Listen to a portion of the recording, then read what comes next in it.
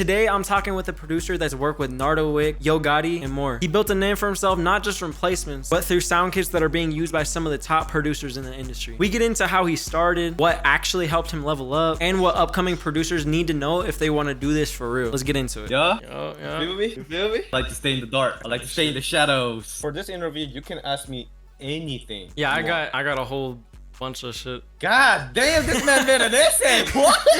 How did you get into producing in the first place? So it was my birthday.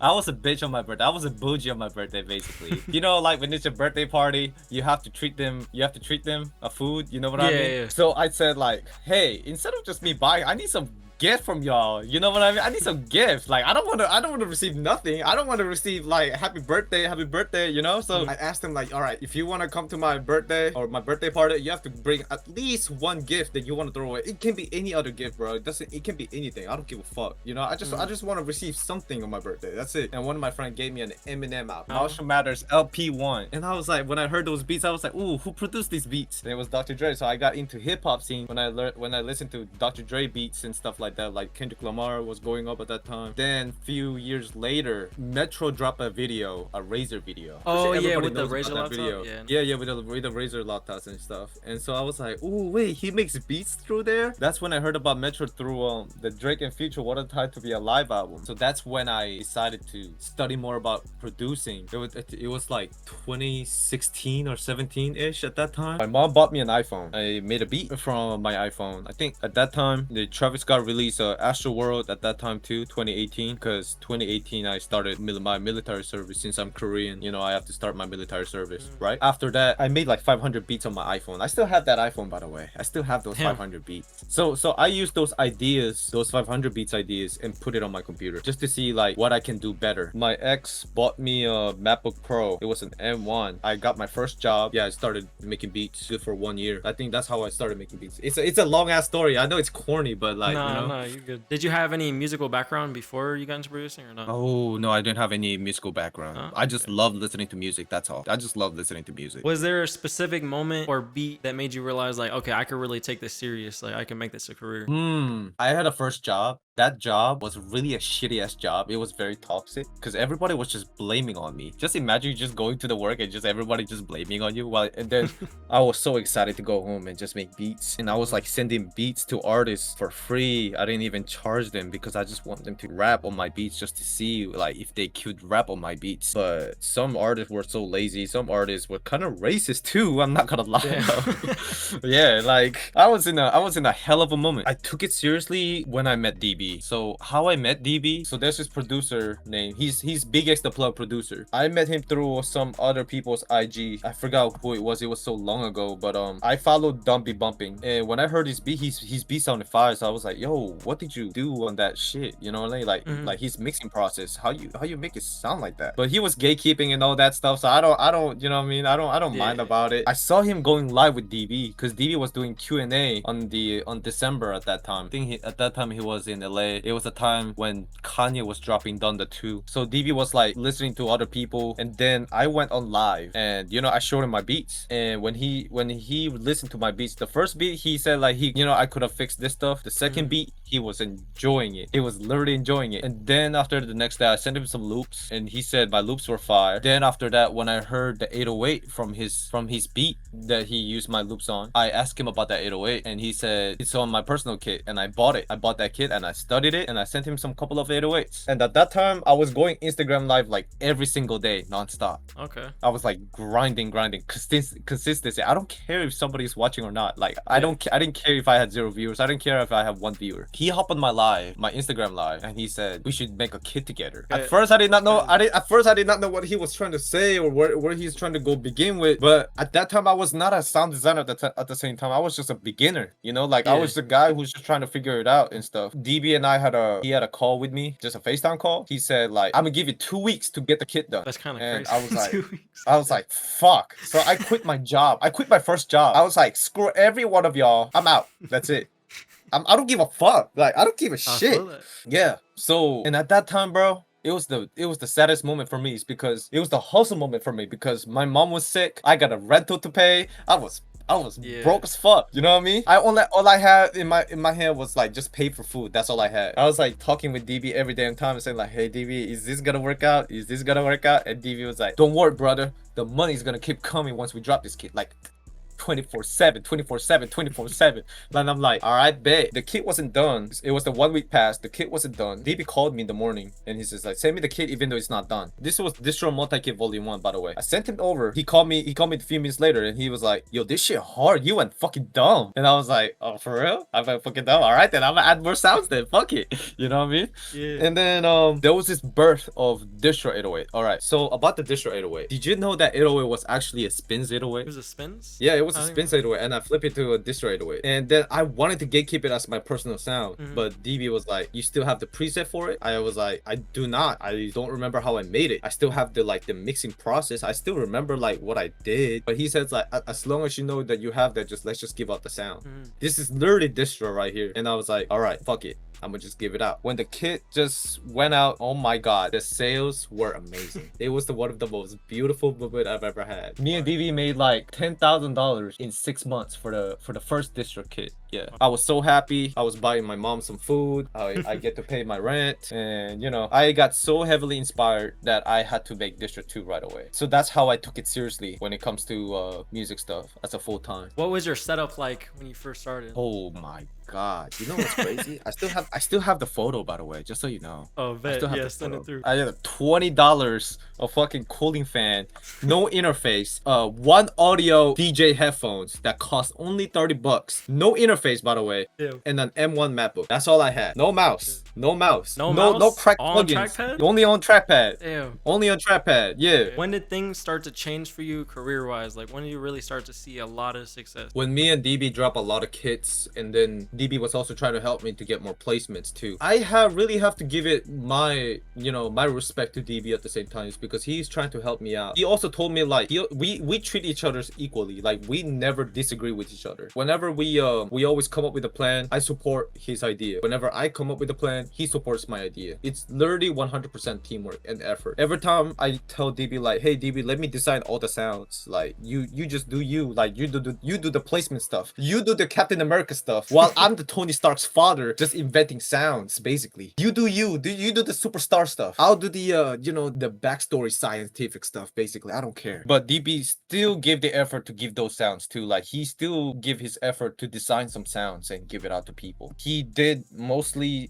a lot of effort to help me to get up there, and I get to connect with Nick Mira, Dirty Rock, Tori Montana, who's a future producer, of course, and some other like big producers that I know out there at the same time. Even AOAA, who's a Kanye West producer. I just sent my loops to them at the same time. Or sometimes I just like get, I try to like stay in the call with them, and then like just to help them out with their production. What was your first big placement or breakthrough moment? First big placement. You're talking about like a major placement? Yeah, it could be a major placement, or it could just be like a breakthrough moment where something really big happened. I really wanted to say Nardo Wick record, but you know what? Truthfully, I really did not make that record. That's the truth. DB gave me a credit on that record because it was the 808. It was a Demon 808s, and I sent him a pack of Demon 808s. I just named it Demon 808s because I don't know. I just like naming random. Yeah. Like if you're a sound designer, you have no time to think about some sound, like how to name this sound. Basically, literally, it's like how to name your beats. You don't know how to name your beats because you don't really know like who's gonna like what kind of ideas in mind. I just like name random sounds and I just name it Demon 808s. I don't really give a fuck. And I just sent it to DB, and DB was like, oh my god, this 808 so hard. So he agreed with Rai, who's on the same song, just to give me a credit. Even DB was asking me like, how many percent do you want to take from this song? And I'm like, I don't want to take any of your percentage, bro. Like, bro, you take all of it. I don't give a fuck. Like, this is just a fucking 808, bro. Like, you know what I mean? It's just like, you want Roland TR 808 or Roland Company is taking your royalties long. Like, they're not gonna do that to you. You know what I mean? Yeah.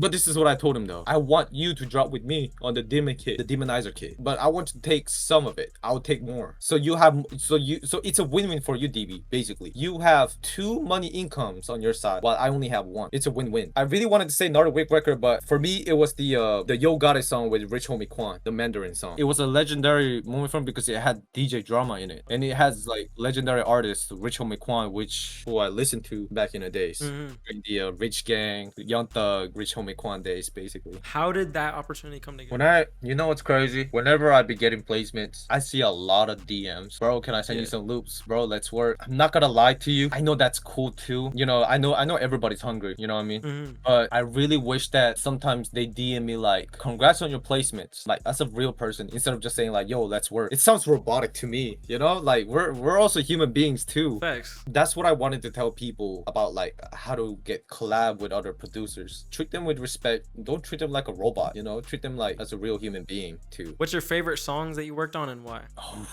What's my favorite song? I know I'm not credited on this song, but I learned a lot from this song though when I was working on this song. So it was me and AOAA. It was the River song by Kanye West, basically. AOAA and I were working on a different version on the Kanye West River song. Sadly, my version did not make it through. He kept that snare, the one that I made.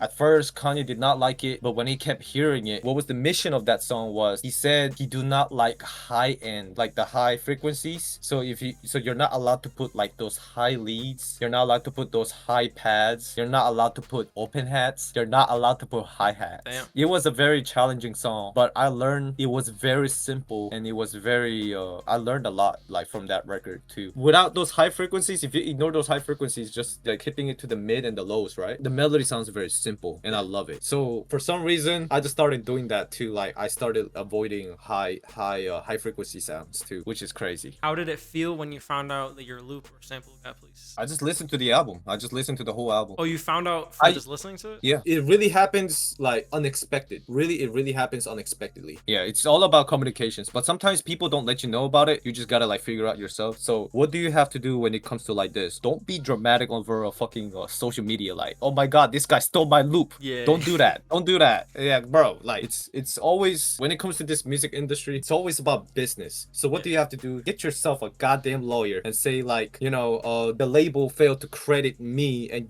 failed to give me a royalties. So get yourself a goddamn lawyer and yes, your shit is already fixed, instead of just accusing someone of stealing your loops. Yeah, then it just creates a bunch of drama online and then no one wants Yeah, exactly. Like, I don't know why you gotta do that though. How did you first start getting your loops / beats to big name producers? You know what's crazy? Dirty Rock is a great example, right? Dirty Rock was asking me like, why don't you ask me for, can I send you some loops? And I was like, bro, I feel bad. I'm treating you as a real human being. Like, I really feel bad. I don't want to ask you like a robot, you know what I mean? I feel like I really want to ask you as a real person. That's all. Yeah. Or maybe sometimes like if we could meet, I wish I could have just like, you know, just talk to you in person and just tell you like, hey, can I send you some loops? It's more realistic this way. When it comes to this industry, whenever I meet some new big producers and stuff like that, I really do not want to be greedy. I don't want to ruin the flow. I don't want to ruin the room. You gotta learn how to read the room. I just want to be just a Mr. Cool guy, just being funny, not greedy at all. If you guys want to ask me, hey, let's work, then let's work. Force you to work with me. Even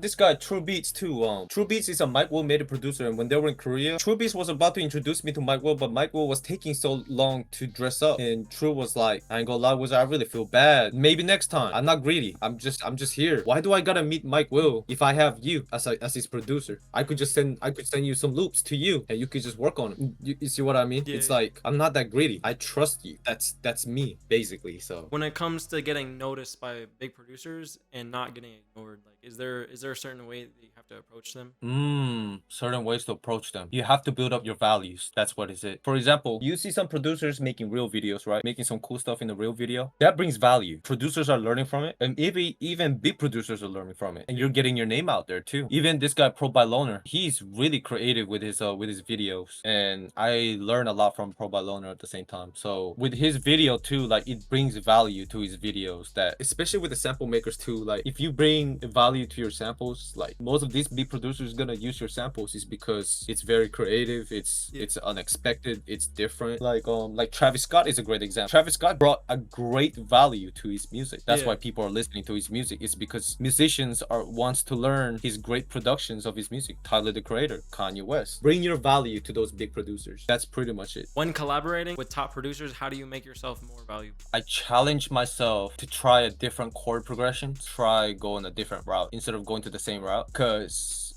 if you think about this way, D-Rich type beats is a great example. A glow type beats. You have this producer who makes glow type beats. You have another this producer who makes glow type beats. You have another this producer who makes glow type beats. But what if you go in a different route? One of you goes different route. You might be getting selected on. Now for me, bringing value, right? Which is my sounds. I give them exclusive sounds. But this is what I do at the same time. Since I give you this exclusive sounds, I really want to, like, you know, build more relationship with you. I don't want to, like, you know, I don't want to use you and use you as a placement method. I don't want to use that. Reach out to you and give you these sounds, and I want you to trust me on this one, like this exclusive sounds. And then I'll send you some samples, what you think. If you don't like it, I'll send you another one. When you mean exclusive, you're sending exclusive samples? No, not exclusive samples. I send out like some loops, but I usually send like the exclusive drum sounds I made. Okay. Like that has not been released to the public. I just want those industry producers to have some different drum sounds so that they could enjoy using my stuff, basically. Yeah. But sometimes I do send exclusive loops too. Sometimes if they really want it, I'm gonna give them some time limit. Like I want exclusive loop good for 1 year. That's it. What does your day-to-day work life look like, and how do you balance that with your personal life? So I wake up in the morning, right? I go running. I usually run for 3 miles. Then after that, I eat. I usually run with an empty stomach, by the way. You know, I love running. It helps me to plan more. After I ran for 3 miles, I take a shower, and then I open up my computer. Now here's the great thing. I do not cook up in the morning and in the afternoon. I usually sound design in the morning or in the afternoon. Or I do the drums for my samples. And then when I'm done with the beat, I just send it out. That's usually what I do. If you had to start from scratch, you had no connection, nothing that you have right now, you have to start from absolutely zero. What would you do to get to where you are? Oh, I would use my money to collaborate with producers. That's what I would do. Because I really do not care if if a collab is a scam, but I'm doing this for building a relationship instead of just collabing. If he scam me, then you find yourself a wrong one. Then move on. If let's say for example the collab is $100, how many days can you make $100 in a day, or maybe in a 2 days, right? You can make $100 in 2 days. What's more you got to lose? So what if he scammed you? You know what I mean? You just gotta find yourself the right one. Once you keep collabing with them, they don't want to take more money from you. It's because they feel bad too. It's because you build that one of the most beautiful relationship with you. That's the beauty about those pay collabs too. So it's okay to get scammed over a pay collab. I know it's wrong. Everybody needs money. Whenever I get scammed over this producer for pay collab, I usually just take it as it's just a learning. So I just move on to go find some other producers who I want to do pay collab with. So it's like risk taking. Yeah, it's a risk taking. At the end of the day, it's gonna be worth it because you're doing this because that's what you love to do. What kind of value do you think that upcoming producers should focus on bringing to collab? When it comes to those pay collabs, right? I will pick 4 of my best samples and then send it as 1 pack. 4 samples in 1 folder and just send it like that. Because they're giving you a chance to get heard. And if you got any problems with it, then let me know. I wanna listen to the opinions. I wanna know why you skipped that. Maybe you're not feeling it. If this producer is skipping your loops, it doesn't mean the loop is trash. It just means that he's not feeling it. He's not feeling what he wants to create. Because every day you have this different vibe. Sometimes there's this other day you want to make an R&B. Sometimes there's this one that you want to make a pop music. Sometimes there's this one that you want to make dark beats. So it's like personal preference. Yeah, it's a personal preference. Yeah, at the end of the day, music is all about preference. Yeah, think about this way. If I ask you this, what's the best album that came out? So debatable. That's gonna be a big debate. Yeah, it's because it's preference at the end of the day. You like this artist, I like this artist. So I just like send him like my best 4 samples and that's it. You do you. I don't want you to force you to pick this one. I just want to observe you and just learn from you. That's all. How long do you think a producer should focus on getting good before they start trying to make money off their music? Oh, you know what's crazy? When I dropped DISTRA 1 and DISTRA 2, that was when I got in touch with the producer grind people like Chaotic, Brandon Knight. I mean, Brandon Knight is not producer grind, but like, you know, he went to the producer grind mansion. And so that's how he became the part of it. You know, he's not in the producer grind group, of course. When I met those kind of people, right? And Juice, Pen, I treat them like they're like literally like my best friends because they're always been there for me, supported me since day one. However, when it comes to them as a human being, they know better than me. I would choose a person who knows way better than me and learn from them. I swear, when I first met Brandon, I was a very egoistic, ignorant dude that I don't want to listen. I don't want to take any advices. That there was like an angel and demons on my shoulders. the demon in me is like, do not listen to him. You're better than this. But the angel side of me is saying like, maybe you can learn from him. And so I took the angel route, the wizard route, and say like, I want to learn something from you, because he said he wants to do a kit with me, the Mesh of Flesh Volume 1. I was like, all right, I'm down to make a kit with you, but I want to learn something from you at the same time. And so we did. I paid him. I also paid him too. That's what's crazy. I paid him because he taught me a lot. I sent him the money, even though he didn't ask for it, because I learned a lot. He has more experience than I do. He did music for like 11 years now. I paid him because of for his knowledge, just to you know, support, just give him support basically. What made you want to start selling sound kits? During the DISTRA 1 and DISTRA 2, I have a lot of questions in my head. How was Spins 808 was made? How was this clap was made? How was this snare was made? How was this hi-hat was made? So I tried recreating those sounds and learn from it. I also tried this method too, like what if I combine the spins and the Lex Luger and merge them together in one? What would I get? I tried my best. I always practice everything all by myself. That's when I decided like, oh wow, this is so fun. Just releasing your own drum kit, it feels like I'm dropping an album. That's when I, you know, decided to drop some more kits and shit. So it was like the passion of sound creating. Yeah, basically. It feels like I'm dropping an album. It feels like I'm an artist just dropping an album and stuff. It's the best kit. Yeah. What separates a kit that sells well versus one that doesn't? Mostly the kit that sells well has to be usable. You have to make the drum kit or sound kit very usable and easy to use. Like one drag of this sound, oh yeah, that's perfect. That's a perfect sound. The mix too, I always take seriously with a mix. Most of the sound designers need to study. If you're new to sound designing, go learn some mixing tricks from mix engineers, because they know a lot of. They're the one who knows how to make the song make sound clean. So especially the drum sounds too. So that's usually what I do. I usually study the mix engineers, how they mix the drums, how they mix the 808s, how they mix the claps, what plugins they use, and has to be perfectly mixed. And go live. For me, I also look at the waveform too, the waveform of the sound. The waveform has to look simple. Some waveform, whenever I look at the waveform, it doesn't make sense. The two 808 has been merged together, but it didn't merge well. It's out of phase. I could literally see it. Yeah, it's out of phase. I could literally see it from the waveform too, without even hearing it. It has to be easy to use. Just one drag. Has to be very like essential for other producers. You have to make it very essential for other producers. And yeah, and also value has to be very different. Originality, that's the number one. Yeah, the recycled industry. Everyone just recycle. Yeah. I think people recycle kits is because they just want to make money. They're also lazy, I would say. You know, just drag the sound in there. It's like, oh yeah, this is my own spins, you know. But there's nothing going on with the spins though. It's just a name change. Literally. How do you promote your kits and get them in front of the right people? Oh, wow. Okay, here's my trick though. I learned this from DB2. I wait for my placement to come out, and that's when I drop my kit.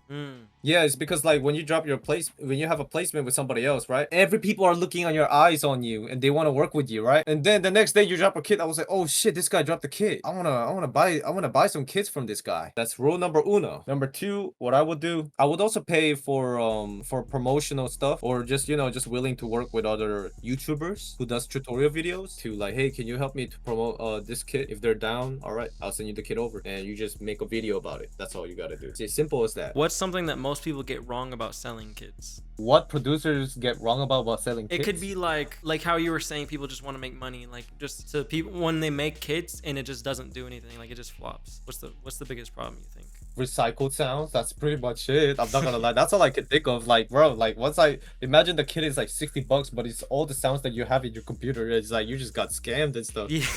And then it's like that also leads to like distrust with your customers. Because think about this way: imagine you're selling a TV, but a TV is broken. Of course, the customers will not come to buy your TVs because your TV is broken. You just lost your trust with your customer. What's one mindset shift that helps you level up as a producer? Oh, listening to a lot of songs and learn from them. I used to go crazy with the patterns, but now I don't do that anymore. It's because I want to get more records out there. More simplicity. You have to give space for the artist. Yeah. Space is really the key. And sound selection too. Like you don't want to pick a lot of sounds too. Even with the hi-hat rolls, I don't do a lot of hi-hat rolls anymore. I just do a simple hi-hat roll. And then yeah, there you go. That's the beat. Nothing crazy. Just simple, easy to rap on, and it's catchy. Especially when they're first starting, they just add like everything. Yeah, they add so much sounds. By the way, oh my god, bro, like it's crazy. Oh, one more thing too. Study music history. By the way, if you study music history, yeah, music history will help you to develop your sound selection. What's something that you wish more upcoming producers understood about the music industry? This is what I wanted to tell them. The beat maker and the producer is literally different situation. Imagine you're a producer who just make beats at home versus imagine a producer who's in a room with an artist and making songs together. Different creativity flow, you know, it's a different situation. So I want all the producers to realize that, you know, if you're making beats at home, I know you guys are hungry and just working yourself out at the same time. I want them to realize that it's a different level. No disrespect to them, no disrespect though. It's a different category and level, you know, when it comes to producers and beat makers. And I really want all the producers to realize that it's a different way of thinking too. Any advice for producers trying to build a name for themselves through kits? Be different. That's all I could say. Be different. Look at Max Shooter. He's different. Oh, also one more thing too. Like I even told Max Shooter, like I was in a Discord server with him. He was like thinking like what could be the new idea, and I told him a new idea. I told him like I think your sound fits well with the cassette tapes, and he's doing it. I'm proud of that. I'm proud of him. I'm not gonna lie. So try to like come up with the new ideas in your head. It will help you to bring your bring audience to your brand. Well, that was the last question. I was gonna see if you wanted to showcase a kit that you're working on. All right. Oh my goodness. Wait, but can I send you this picture? Yeah, yeah. I have to find this picture. As you can see in this photo. Oh my god. Yes. I used to smoke cigarettes too. It was my broken bed. So I used to sleep in the floor. So I used this broken bed as my table. So I have to like slouch every damn time I cook up, bro. I didn't even have a chair with me. Yeah, I came really from the poor side. See, please forget all my clothing. I know it's embarrassing, but I don't care, you know? I don't care if somebody judge me like that. I don't care, okay? At least I'm learning, right? I got my own bed. I got my own table. I got my own new laptop. I got my own interface. I got my own new headphones because I used to use a broken bandage headphones. Where am I right now? You know what I mean? So yeah, all from that great. setup. Yeah, rich off from the laptop, rich off from the audio files. You know what I mean? Everybody can do it, bro. Everybody can do it. Trust me. All right, let's make a beat. I'm gonna share my whole screen. So what's the kit that I've been working on? This is the next kit that is gonna come out. You know, it's really beautiful.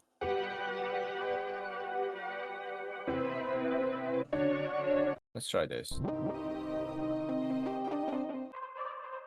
Okay, let's try that. Ping pong, put a pitch and put a halftime on it. And that's how I make my melodies. Put this echo ping pong and just put the pitch all the way up. You see what I mean? It's like, yeah, it's hard. Yeah. Let's just try to copy that.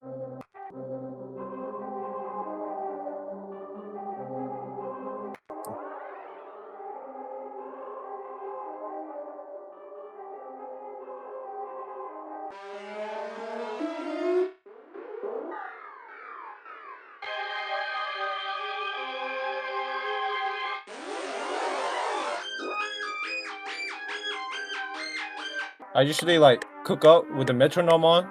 I don't know why. It just helps me to wake up and make some ideas. Give you like a rhythm.